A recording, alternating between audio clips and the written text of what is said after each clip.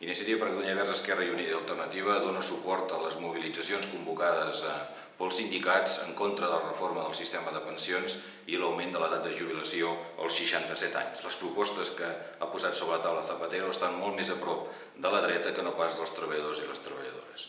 Una crisi creada per un sistema econòmic i un sistema financer clarament especulatiu només es pot superar anant a l'arrel del problema, que és canviar el model productiu. Un model productiu que garanteixi la creació d'ocupació estable i de qualitat.